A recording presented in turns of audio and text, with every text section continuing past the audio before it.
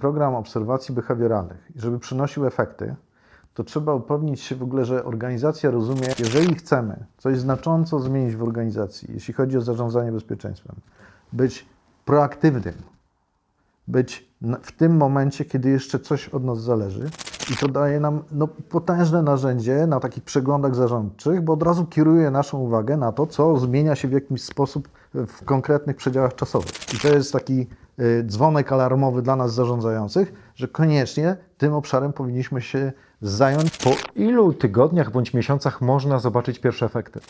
I na koniec, najważniejsze, jeśli chcę być proaktywny, czyli być wcześniej niż incydent, no to w zasadzie to jest jedyna droga.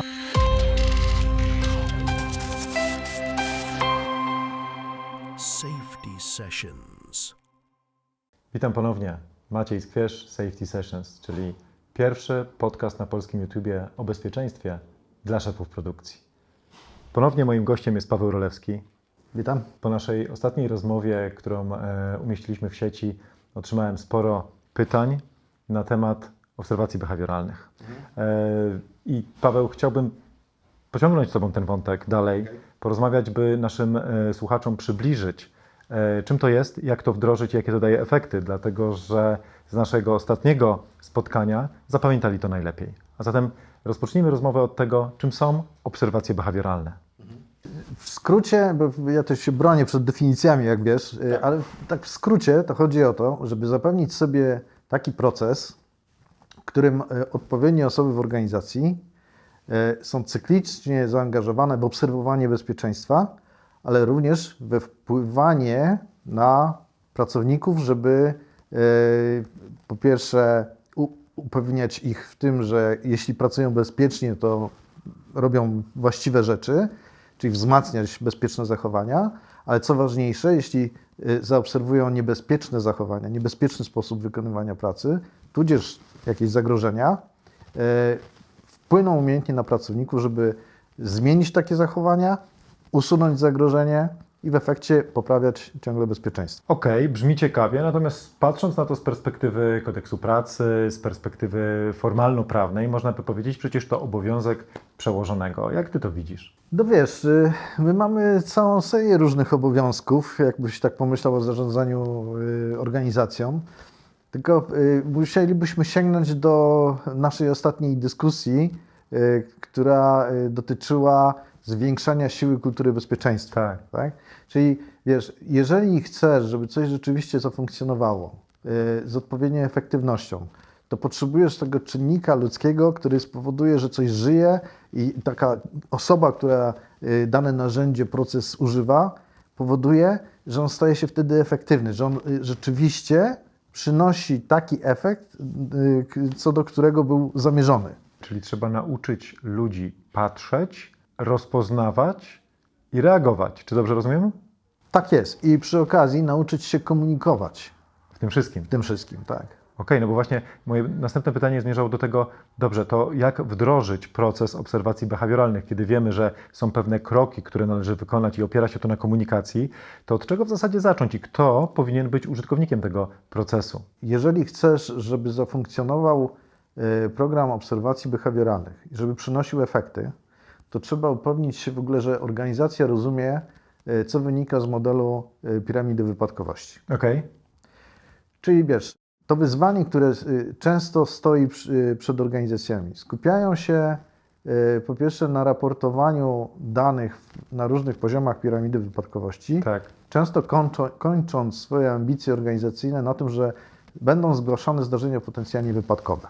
To już jest i tak dobrze. To jest oczywiście bardzo dobrze i to jest niesamowicie istotne. Tak. Czyli traktować wszystko to, co jest powyżej niebezpiecznych zachowań i zagrożeń, czyli począwszy od zdarzeń potencjalnie wypadkowych, mówimy tu o różnego rodzaju incydentach, traktować to tak, że po pierwsze wiemy, że one są, bo są raportowane i później możemy to wykorzystać w różny sposób.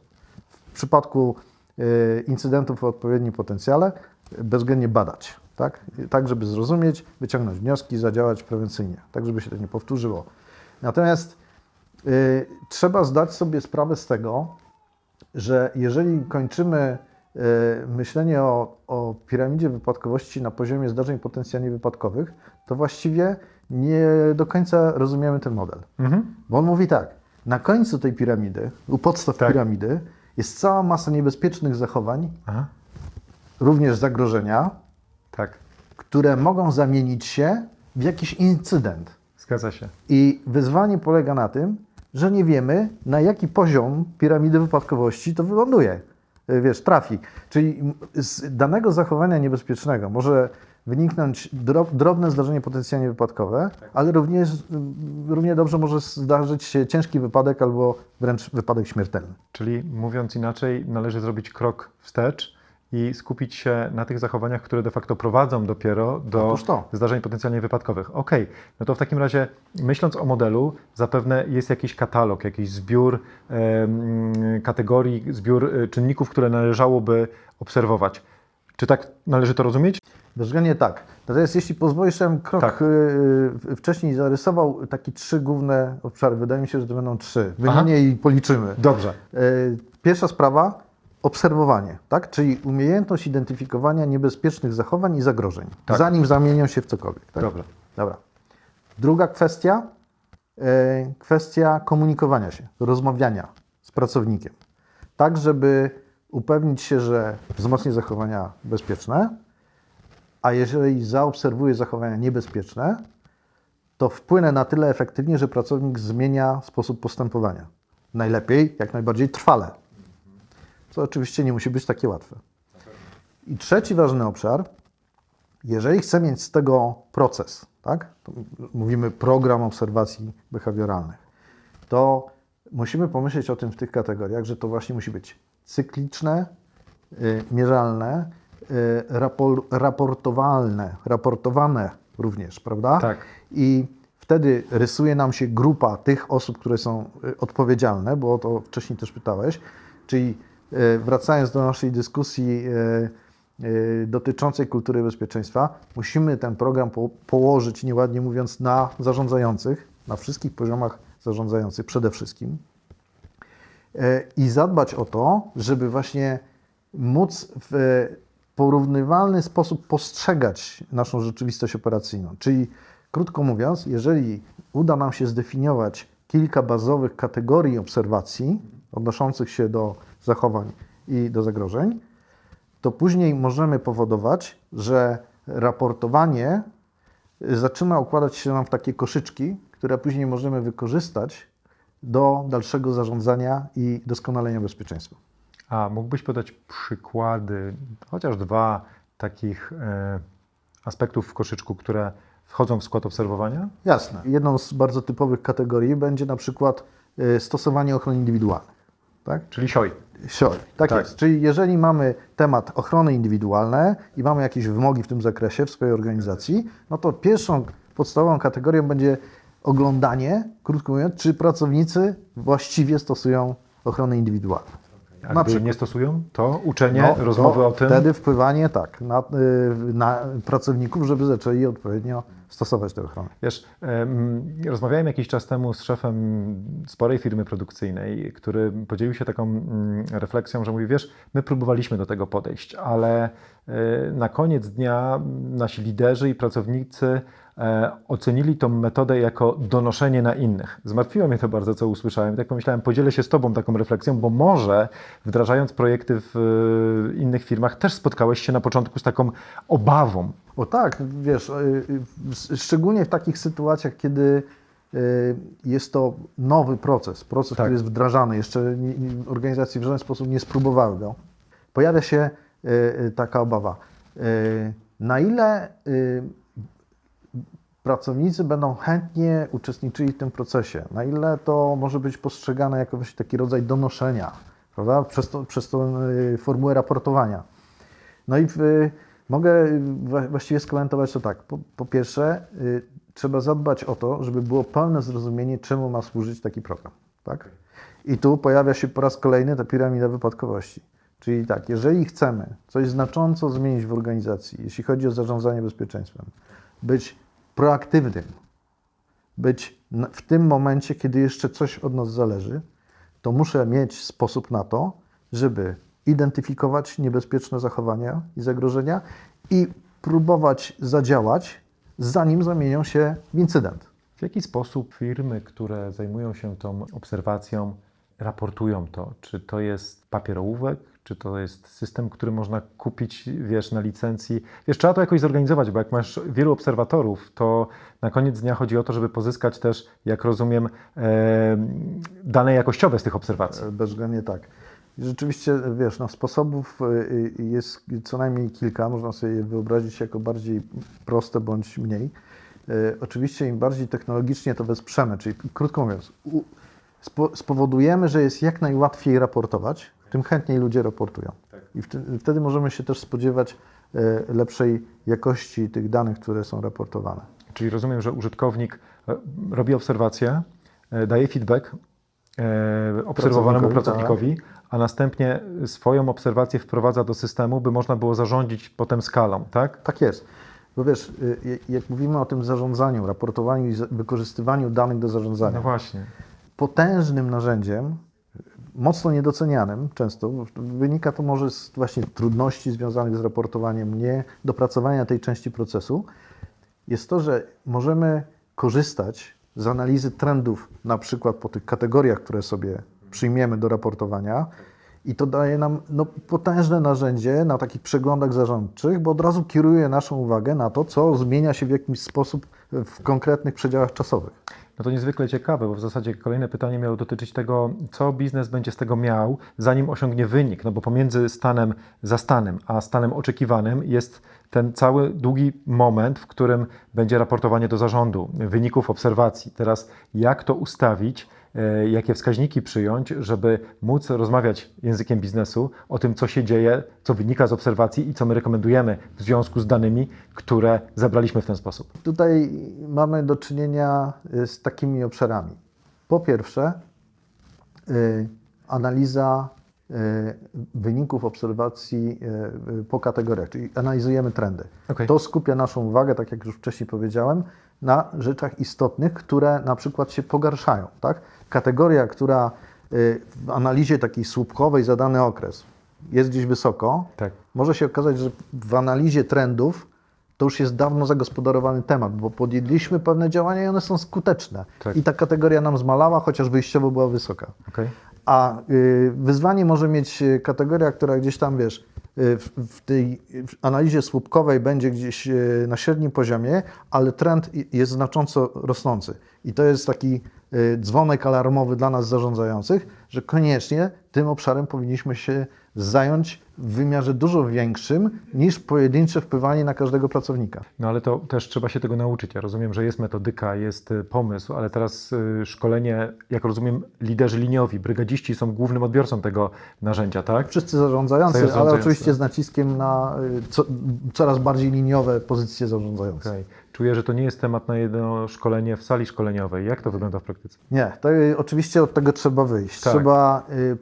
A to na szczęście daje się zrobić. Trzeba poszkolić się, jak obserwować. Można zwiększyć stanowczo poziom skuteczności obserwacji, dostrzegania niebezpiecznych, szczególnie niebezpiecznych zachowań, no bo one będą bardziej problematyczne do zauważenia niż zagrożenia, które są w miejscu, są niedynamiczne i jak je znajdziemy, no to możemy się tym zająć. Zachowania potrafią trwać sekundy. No tak. I wtedy, wiesz, jeśli zauważysz takie zachowanie, jesteś w stanie coś dalej z tym zrobić, prawda? To jest jedna kwestia. Druga kwestia to jest nauczenie się, jak rozmawiać z pracownikami, żeby skutecznie wpływać na zmianę ich zachowań.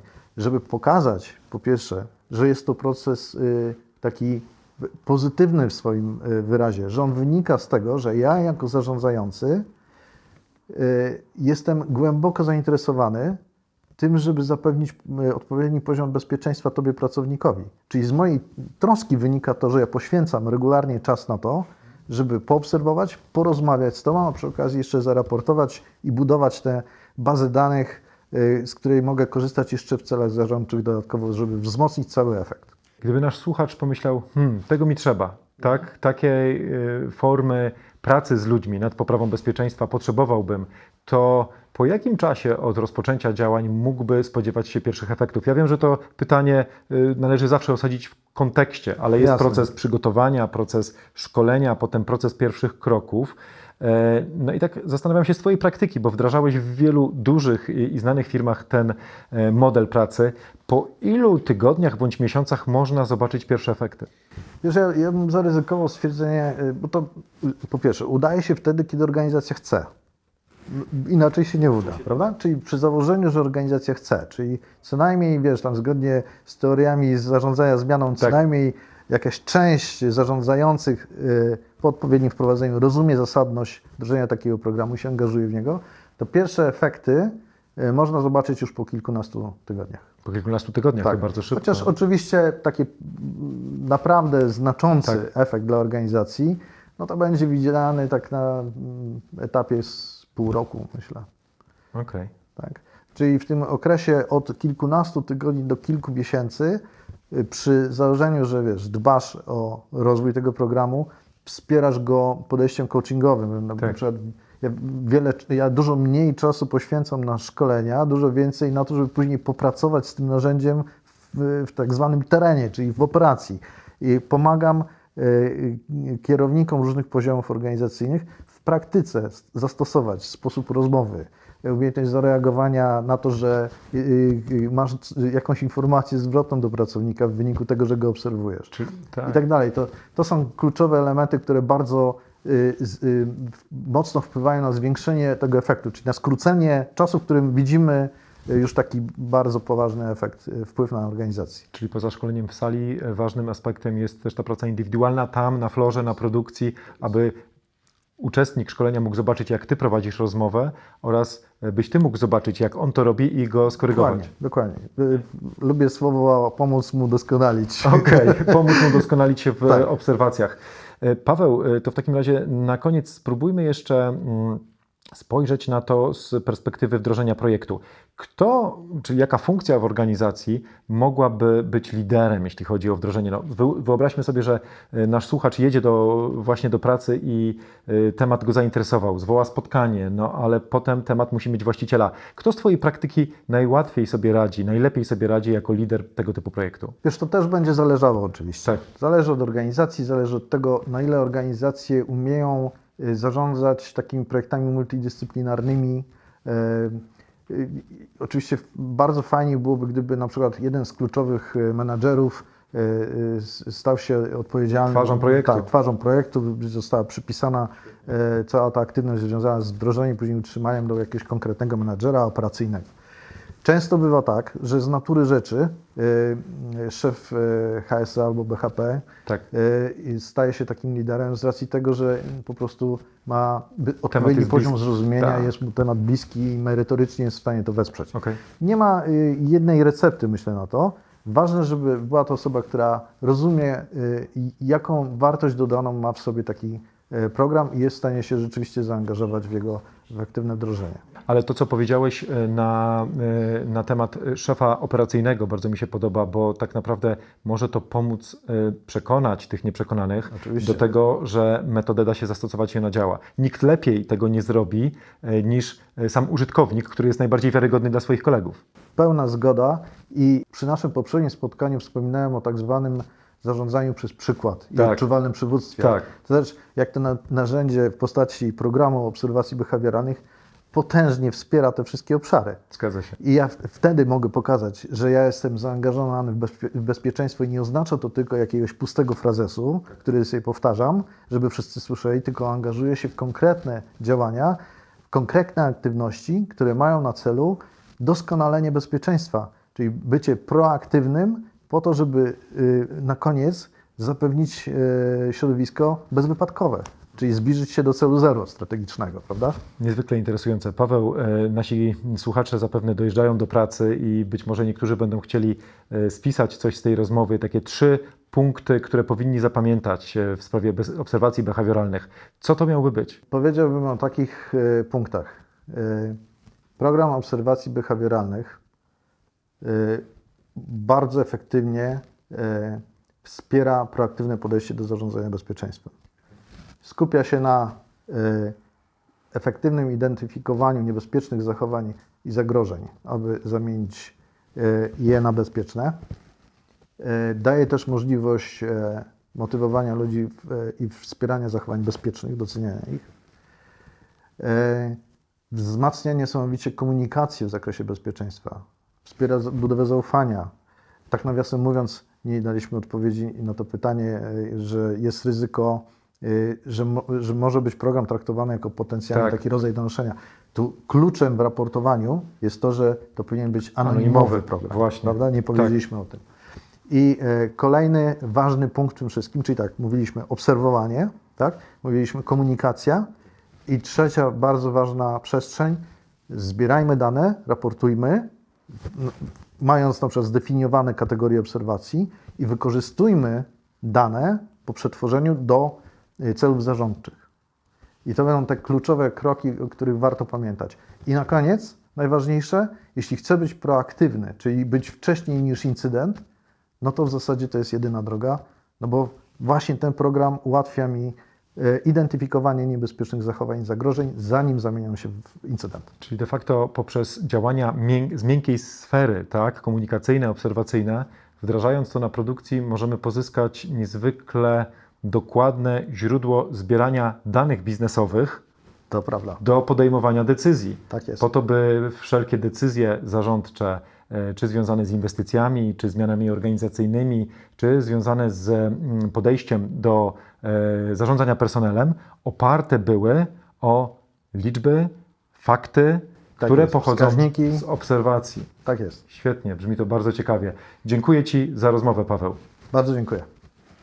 A Was proszę o to, żebyście dali łapkę w górę lub włączyli dzwoneczek, jeżeli to, co dzisiaj powiedzieliśmy i tym podobne treści są dla Was interesujące. Swoją drogą zachęcam też do dzielenia się swoimi opiniami i doświadczeniami w komentarzach.